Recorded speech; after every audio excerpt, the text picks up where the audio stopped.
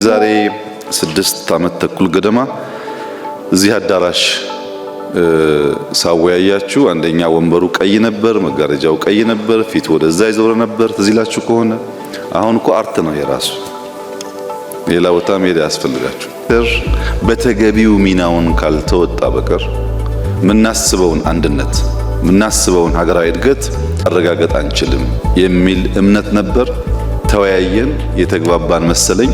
ከዚያ በኋላ መደመር ሲወጣ በተለይ ገጽ 154 አካባቢ የእሴትን ግንባታ